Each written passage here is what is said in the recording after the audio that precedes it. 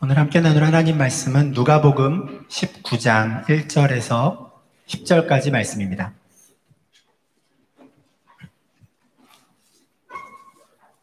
누가복음 19장 1절에서 10절까지 말씀, 신약성경 128면 정도에 있습니다.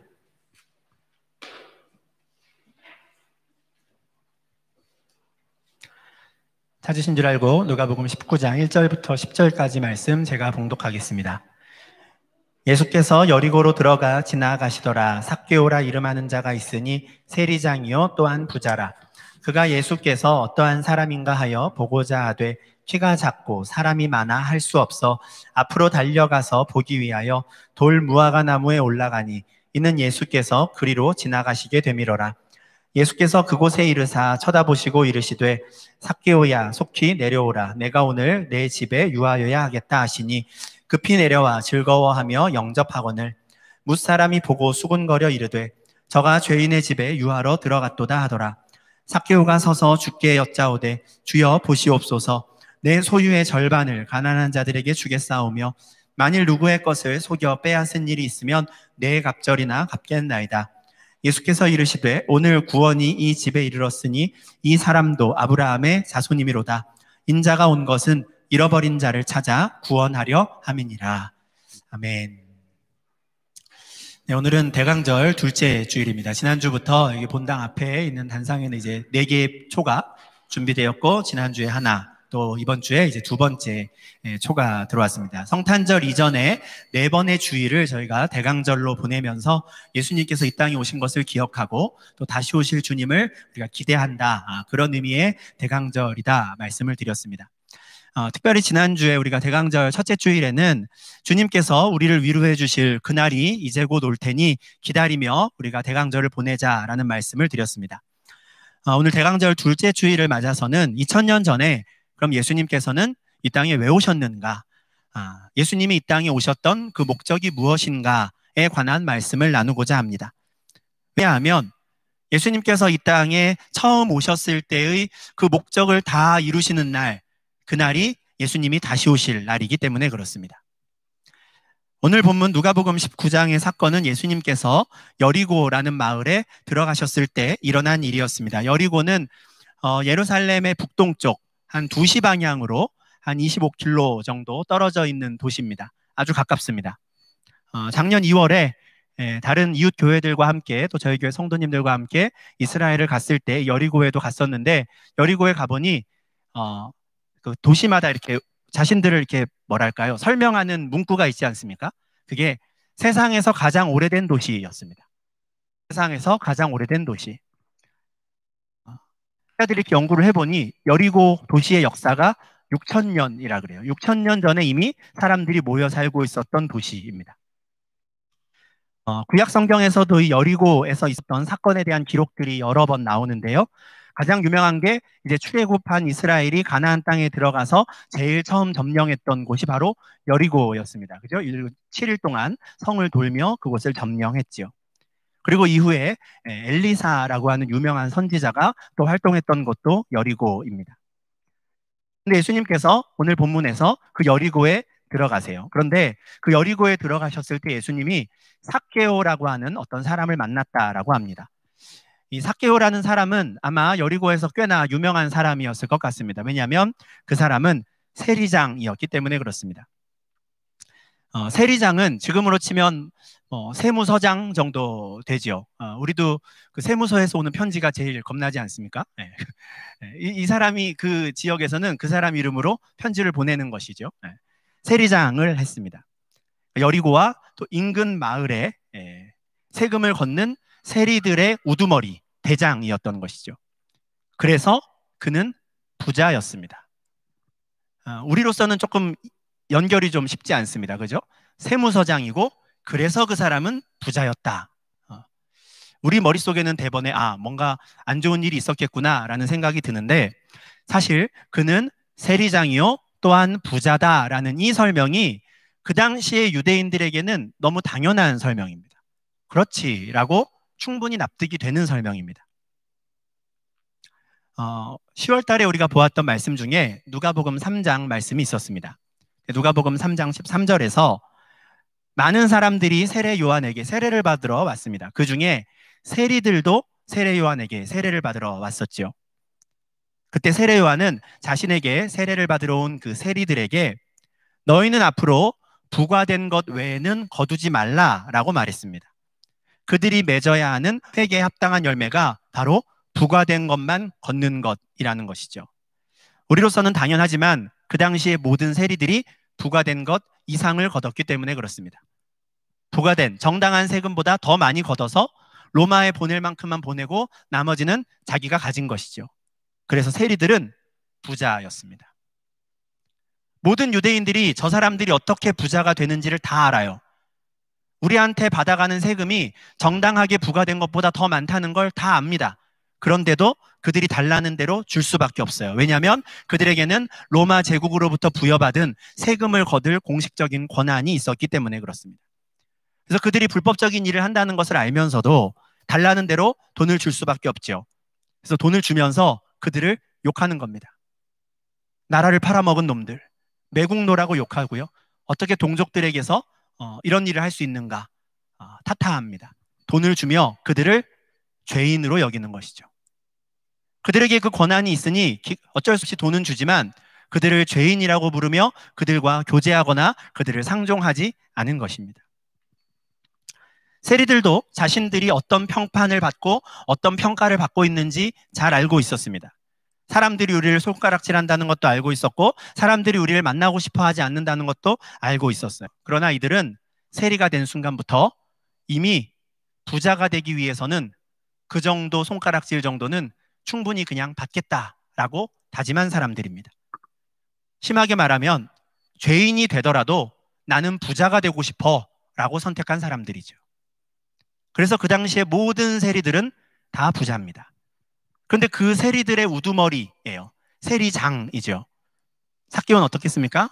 그는 당연히 부자입니다. 세리장이요 또한 부자라, 이 말은 굳이 말하지 않아도 사람들이 다 아는, 두말하면 입 아픈 그런 소개란 말이죠. 그런데 이 세리장 삭개오가 자기 마을에 들어온 예수라는 사람에 대해 관심이 있었습니다. 지금 예수님은 예루살렘에서 마지막 유월절을 보내시기 위해 가고 계신 중이었어요. 이제 25km 정도밖에 떨어지지 않은 여리고에 왔고요. 여기를 지나가면 이제 곧 예루살렘에 들어가시게 됩니다.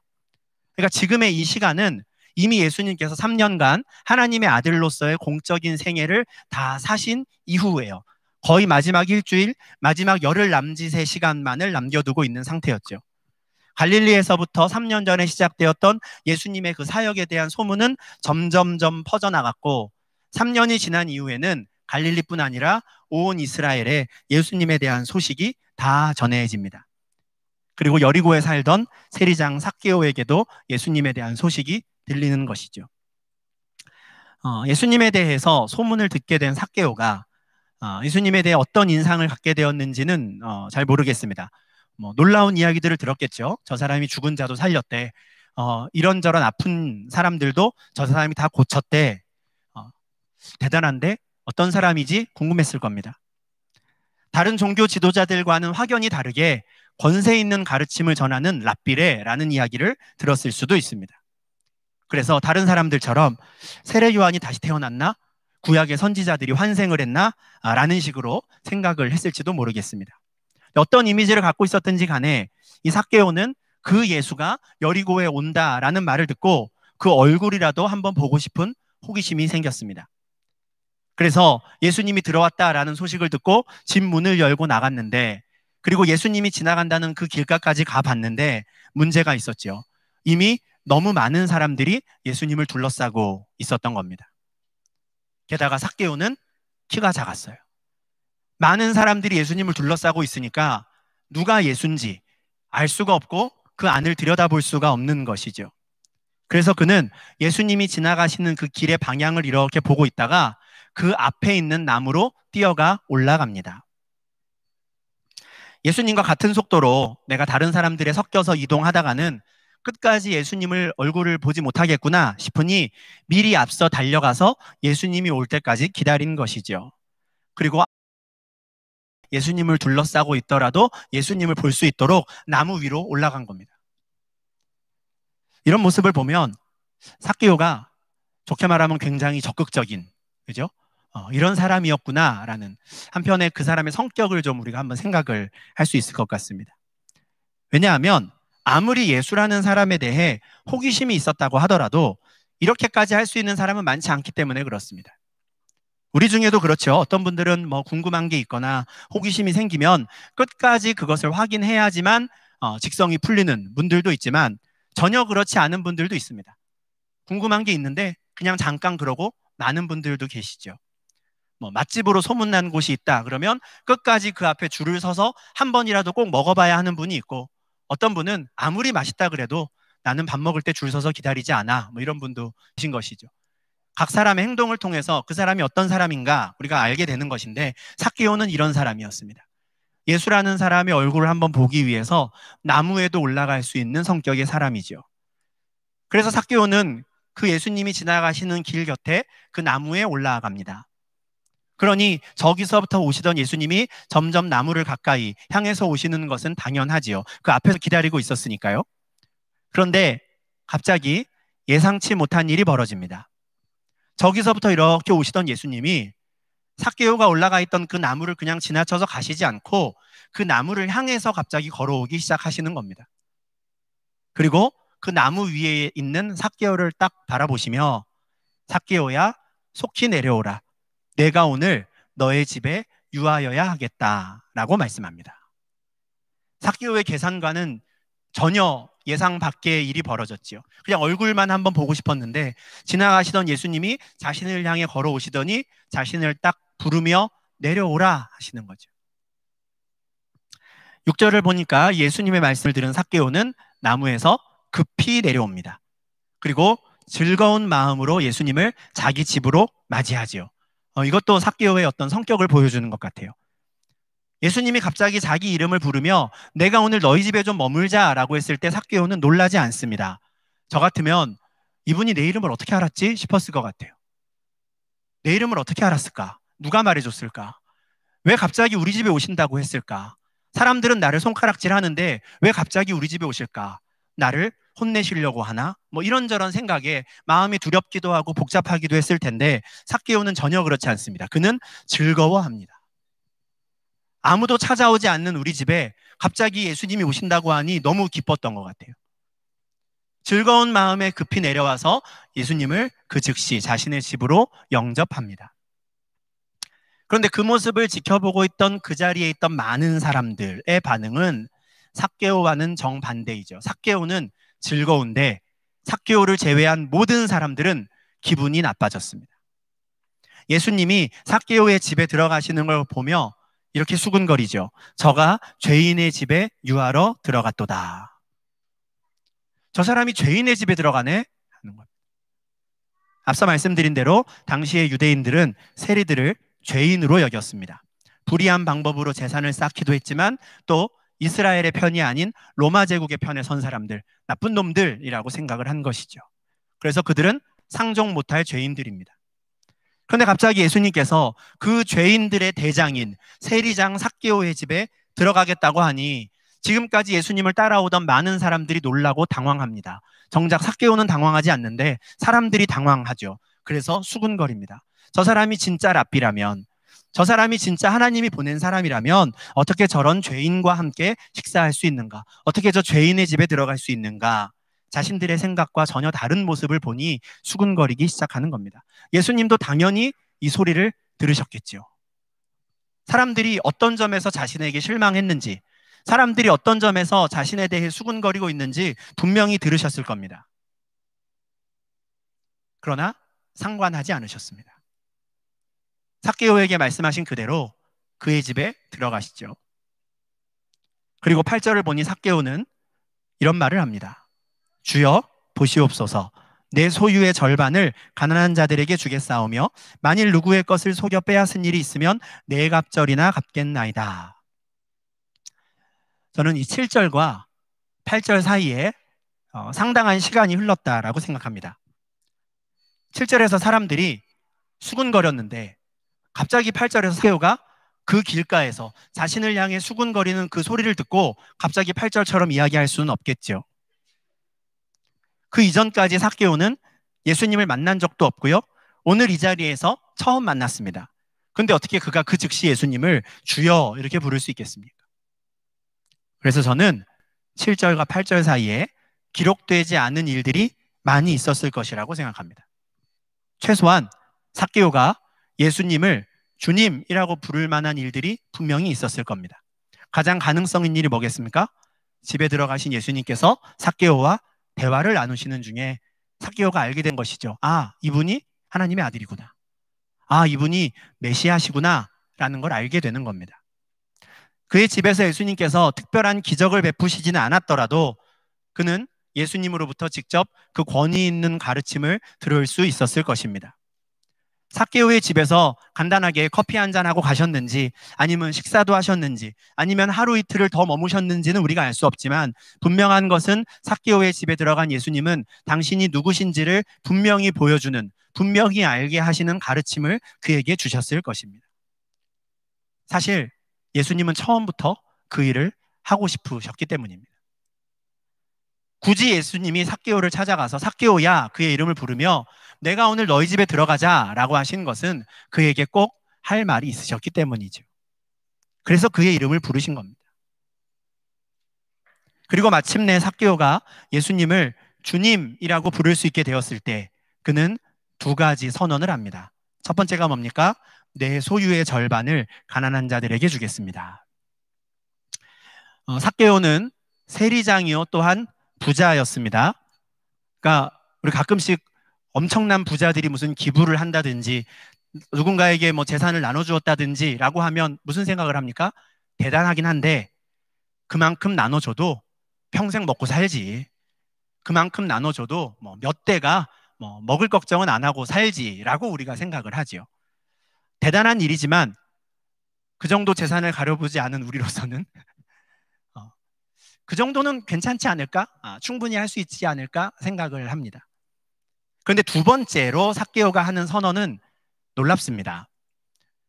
제가 만일 누군가의 것을 속여 빼앗은 일이 있다면 4배로 갚겠습니다 하는 거예요.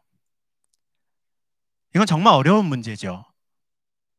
그가 세리장이 되었다는 건요, 당연히 세리들이 했던 방식과 똑같이 살았던 사람이란 뜻입니다. 얼마든지 그는 그동안 부당한 방법으로 그의 재산을 쌓아왔습니다. 그런데 내가 이때까지 누군가의 것을 속여 빼앗았다면 4배로 갚겠습니다 라는 건 어쩌면 그 절반을 가난한 사람들에게 나눠주지 않고 전 재산을 가지고 하려고 해도 못할 일일 수도 있습니다. 4배씩 갚아 나가기 시작하면 나는 가난한 자가 되어도 좋습니다 하는 것이죠. 더군다나 율법에서 정한 배상 기준이 어느 정도인가를 보면 삭개오의 선언이 얼마나 대단한 것인지 알 수 있습니다. 민수기 5장 7절을 보면 누군가의 것을 훔치거나 속여 빼앗으면 당연히 원금을 돌려주고요. 그 사람에게 끼친 정신적 또 물질적 피해 보상 차원에서 20%의 이자를 붙여주게 돼 있습니다. 내가 누군가에게 100만 원을 훔쳤으면 120만 원을 갚는 것으로 율법은 오케이 하는 것이죠. 그런데 삭개오는 4배로 갚겠다라고 합니다. 내가 100만 원을 갈취했으면 400만 원으로 갚겠습니다 하는 것이죠. 일반적인 관점에서 볼 때 굳이 이렇게 하지 않아도 되고 이렇게 하는 사람들을 보면 미쳤구나 싶을 텐데 삭개오는 이렇게 하겠다라는 것이죠.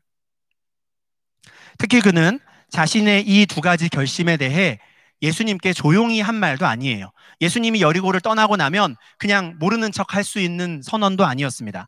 그는 어떻게 말합니까? 서서 말합니다. 서서.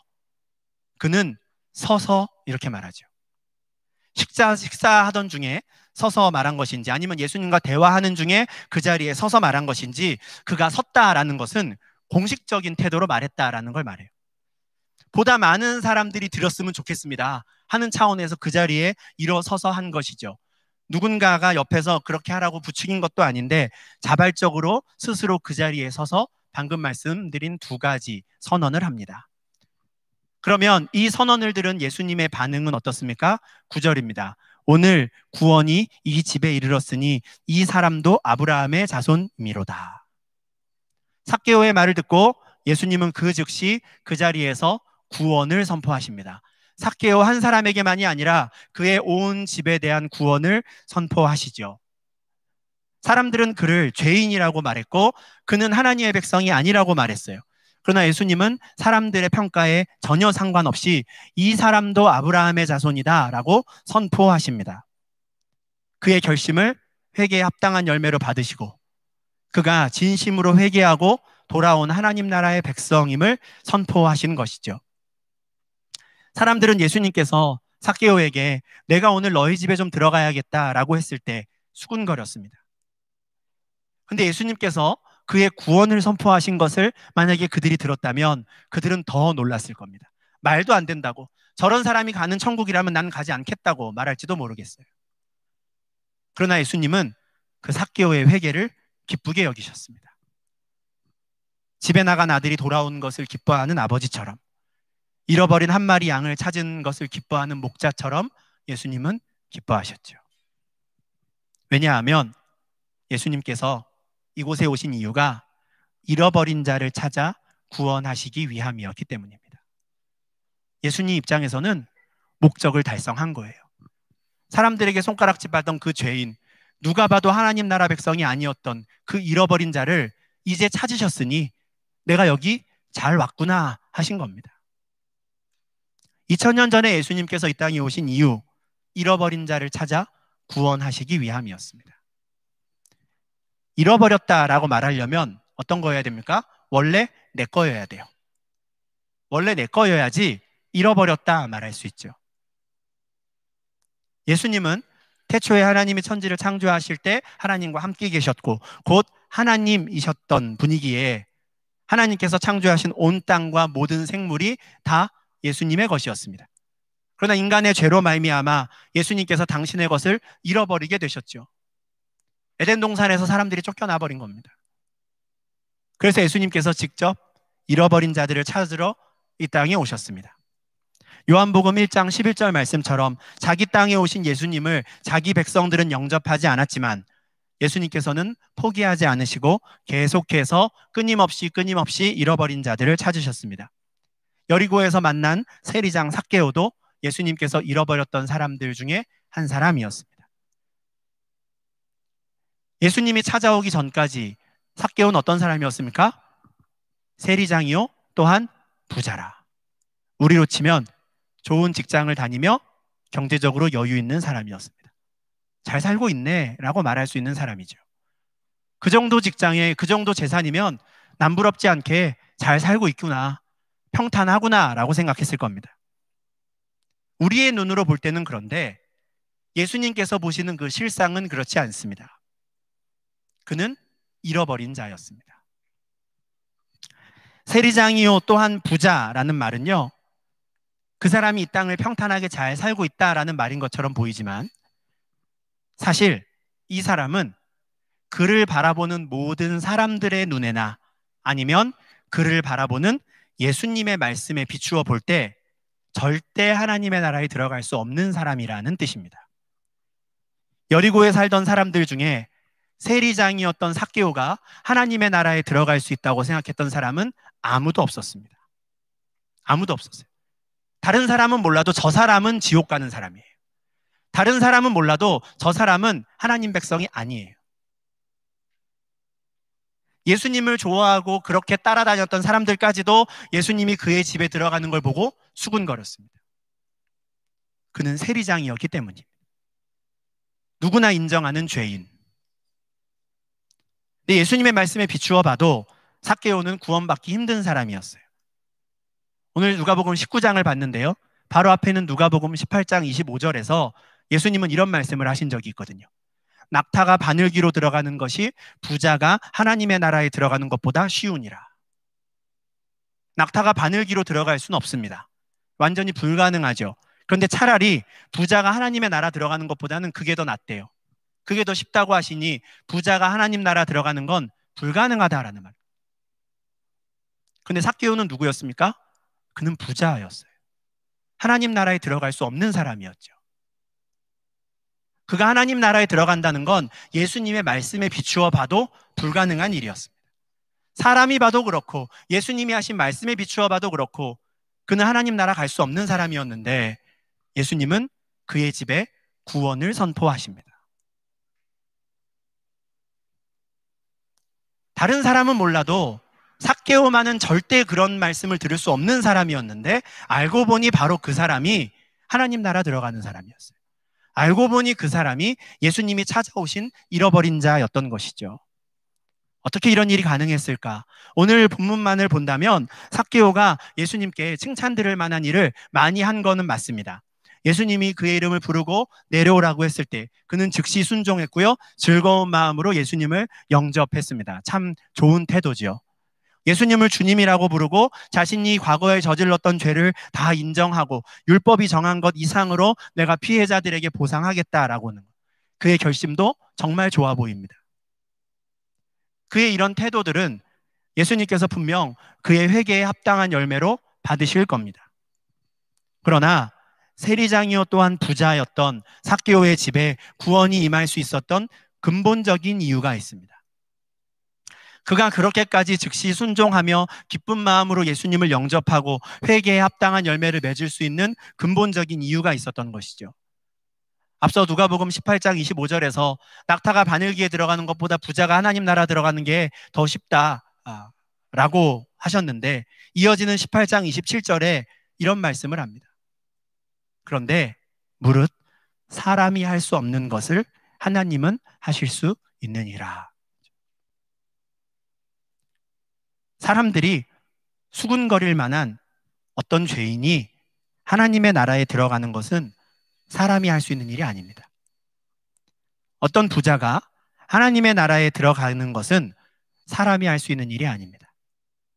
한 죄인이 예수님의 부르심에 응답하여 그 즉시 기쁨으로 예수님을 영접하는 일은 하나님께서 하시는 일입니다. 어떤 부자가 앞으로는 내가 더 이상 이 땅에서 재물을 쌓지 않고 저 하늘의 보화를 쌓겠다라고 다짐하게 되는 것, 그건 하나님이 하시는 일입니다. 예수님께서 잃어버린 자들을 찾으실 때 하나님께서 그들에게 역사하시어 예수님의 부르심에 예수님의 말씀에 귀 기울이게 하시고 죄를 깨달아 자복하고 회개하여 회개에 합당한 열매를 맺게 하시는 것이죠. 하나님께서 하시는 일입니다. 이와 같은 방법으로 잃어버린 자들을 계속해서 찾으시는 예수님의 사역이 지난 2000년 동안 이어져 왔습니다. 예수님이 이 땅에 계실 때는 혼자서 잃어버린 자들을 찾으셨는데 그 이후에 예수님이 승천하신 이후에는 제자들이 예수님께서 잃어버린 자들을 찾아 나섭니다. 제자들이 모두 세상을 떠난 이후에는 그들의 사역의 열매로 세워진 교회를 통해 하나님은 계속해서 잃어버린 자들을 찾고 계십니다. 그리고 이 일은 예수님께서 다시 오시는 그날까지 계속될 것입니다. 우리 생각에는 지난주에 보았던 말씀대로 지금 당장 예수님이 오셔서 우리를 위로해 주시고 우리의 눈물을 닦아주시면 정말 좋을 것 같아요. 당장 내일 우리가 무엇을 해야 하는지 고민 안 해도 되는 그날이 온다고 생각해 보십시오. 얼마나 좋겠습니까? 그냥 빨리 오시면 좋겠습니다. 그래서 1년에 한 번씩 저렇게 막 초에 불 붙여가면서 예수님 언제 오실까요? 언제 오실까요? 이러지 않으면 좋겠어요. 그냥 영원히 내 앞에 계신 주님과 함께하는 그날이 속히 오면 참 좋겠습니다. 그런데 성경을 보니 예수님께서 2000년 전에 이 땅에 오셨던 그 목적이 아직 다 이루어지지 않았기 때문에 그래서 예수님은 조금씩 더 기다리고 계신 것 같습니다. 마태복음 24장 13절과 14절에는 이런 말씀이 있죠. 끝까지 견디는 자는 구원을 얻으리라. 이 천국 복음이 모든 민족에게 증언되기 위하여 온 세상에 전파되리니 그제야 끝이 오리라. 오늘 본문 말씀을 대입해서 생각해 보면 잃어버린 자들을 다 찾으시면 그때가 끝이야 라고 말씀하시는 겁니다. 내가 잃어버렸던 자들을 다 찾으면 내가 갈게 하시는 거죠. 예수님께서 처음 이 땅에 오셨을 때 그 목적을 다 이루신 그날에 예수님은 다시 오실 겁니다. 그러니 우리는 왜 빨리 안 오실까? 왜 오늘 안 오실까? 라고 조바심을 내면 안 됩니다. 오히려 우리는 우리가 마땅히 해야 할 일을 하며 그날을 기다려야 하는 것이죠. 대강절 둘째 주일을 보내며 우리가 이 말씀을 기억하면 좋겠습니다. 우리는 우리 할 일을 하며 그날을 기다리는 겁니다. 모든 민족에게 천국 복음을 전하고 아직 어둠 속에 있는 잃어버린 자들을 주님의 이름으로 불러내는 일을 쉬지 않으며 그날을 기다려야 하는 것이죠. 오늘은 대강절 둘째 주일이니까요. 12월 6일이죠. 성탄절까지 20일, 그러니까 한 3주 정도 남았습니다. 이미 하나님 나라의 백성이 된 우리는 주님의 재림을 기다리며 대강절을 보냅니다. 그런데 아직 우리 주변에는 2000년 전에 예수님이 이 땅에 오셨다는, 예수님이 처음 오신 그 사건도 모르는 사람들이 너무 많습니다. 우리는 두 번째 오실 것을 기다리는데 예수님이 이미 다녀가셨다는 것을 모르는 사람도 너무 많은 것이죠. 우리 가족 중에도 있고요, 우리 학교 친구들 중에도 있고, 회사의 동료들 중에도 있고, 우리 이웃들 중에도 있습니다. 그리고 그들 중에 주님께서 여전히 찾고 계시는 잃어버린 자들이 있죠.